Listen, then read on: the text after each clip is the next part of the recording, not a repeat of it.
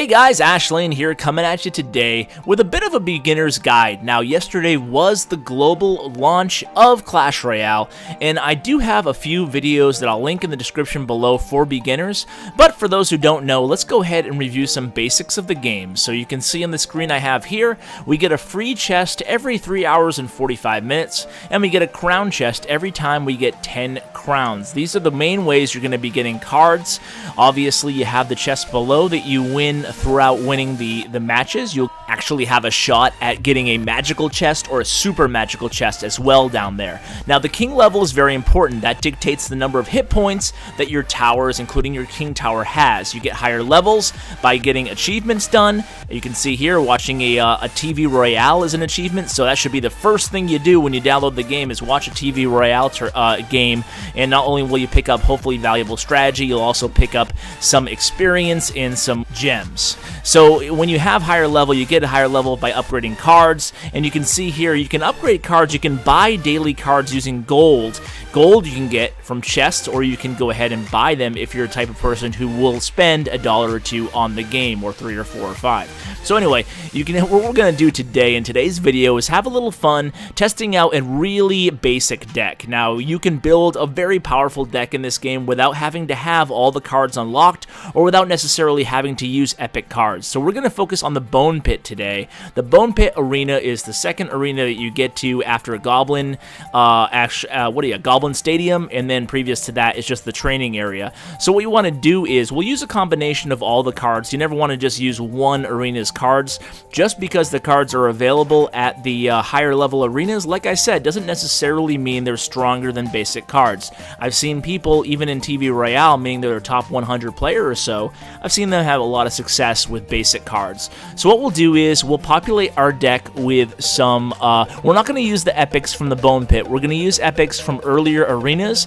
That way, hopefully you have those cards. So we're going to play Goblin Barrel alongside the Witch, and let's play Goblins as well. So we'll swap him in for the Balloon, and now we have Goblins, Spear Goblins, Minions. We have the Tombstone and the Bomber Tower. Those are from the Bone Pit. And then as the epics, we have the Goblin Barrel, the Witch, the Giant, and the Minions will be part of our meat shield combination. So this game is all about combinations and counters. You probably already know that, but the Giant and the Minion are actually a decent combination depending on the type of deck your opponent has. So let's play one of my clanmates here. Let's go ahead and see what Bucci has in store for us. So we're going to play this very basic deck. We'll see what he has. He might have some of the new cards, but we'll be ready for him, hopefully. So we're going to start out with a Witch. Now, a very basic thing to do here is to he is playing a Mortar, so we have to get the Mortar down immediately. Some people think it's a little bit of a cheesy card, but it's certainly effective. So we need to get that down because Mortars can target and do a lot of damage to your crown towers. So in the right-hand lane, we have the Witch going to town. In the left-hand lane, we have the Giant followed by the Minions. So if you want to check out some strategy videos, I have a ton out, over 45 videos on Clash Royale now, all covering different decks, different strategies, different winning combinations. But when it all comes down to it, guys, this game is about elixir conservation and using elixir at the best moments in the match and at opportune times, mainly when your opponent is low on elixir. So I was going to put the Bomber Tower down. I don't have a Giant up right this second. I need to counter that. You can see I'm throwing everything I have at that Mortar. Now, this is kind of an unorthodox match because not a lot of people are playing the Mortar as often as they were early in beta. So I wasn't ready for this in this deck, to be honest with you guys. But, I'm the type of YouTuber who does show losses. So if we lose, I'm not going to delete it and only show wins. But hopefully we'll win. Hopefully that won't be a matter. You can see I'm waiting right now. I'm waiting to place. I'm not just spamming out my cards. I want to go ahead and counter his cards at the same time. So okay, he just fireballed my my Tombstone. Tombstone is a really good counter to a Hog Rider. So you should know the basic cards and you should know their counters. I'm getting a little distracted here, unfortunately. He's got a few hundred. I got 450 hit points left on my left-hand tower, and that Bomber Tower is in a bad location. So after this most recent update, those people who are watching for the first time this channel, you probably won't know this, but oh boy, another Mortar here. Let's see what I can do on the left, and then he has the Hog coming at me. So Tombstone's a great counter for the Hog. I have the Giant going to town on that mortar, but he's going to get a little bit of damage down to my tower. I'm going to Goblin Barrel his left tower here. Let's see what I can do here. But he has a lot of good counters to this deck. My Goblins, so it's important to note that Goblins and Barbarians actually do a lot of damage to Crown Towers, so never just let them go unchecked. So I did a decent amount of damage to his right tower. Let's focus our attack on the right tower. Now, the last minute of every match, you guys probably already know this, but you get the double elixir. So things move at a much faster pace right now. I'm trying to throw everything I have at his right tower. If I can just get a Goblin Barrel up right now, I might be able to take it down. And the Goblin Barrel's just not coming up to me. Finally, it is up, but I don't have enough time right now. So I am going to lose this match, unfortunately. But the deck doesn't necessarily mean it doesn't necessarily mean this is a bad deck. That is a big, important lesson, right? So we'll play another match today. We'll see if we can pull off a win. Good game. Always best to wish your opponents a good game. Be a good sport. Oops, didn't have a chance to do that. We're playing Superman, Clark Kent. So the idea here, guys, is don't give up on a deck after one loss. You have to learn how to play the deck. It doesn't necessarily mean you're bad, even if you lose 2 or 3 in a row.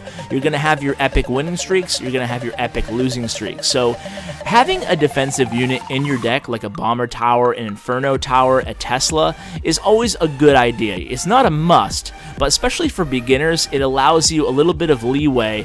You don't have to play a perfect match when you have a defensive unit down, because there's a lot of forgiveness in terms of you can actually play defense, even if you play, for example, an elixir, a card, and then it puts you really low on elixir, then they come at you offensively. Having that defensive unit actually helps you a lot. So he has Poison, Clark Kent. Poison is one of the new epic cards, and Poison's going to do a number on this deck as well, but it doesn't mean that, again, that the deck is bad. I just made a mistake there placing the Goblins in the Poison. Let's go ahead and see if we can recoup here. So I'm going to place this Tombstone in the middle, and you'll see the Barbarians will be drawn to the middle. Now, playing defense, it's all about knowing the location to put things and putting them at the perfect timing. So you can see for 5 elixir, I was able to counter that baby dragon, and now I'll throw a Goblin Barrel. Hopefully I'll catch him low on elixir. I did not. He had the Fireball. Now he must be low on elixir. He probably has 2 or 3. It's always a good idea to try to guesstimate how much elixir your opponent has. Kind of a misplay there on my part, but it's okay. We're kind of trading blows right now. What we want to do here, that we didn't have an opportunity to do in the first match, is get a nice offensive push going.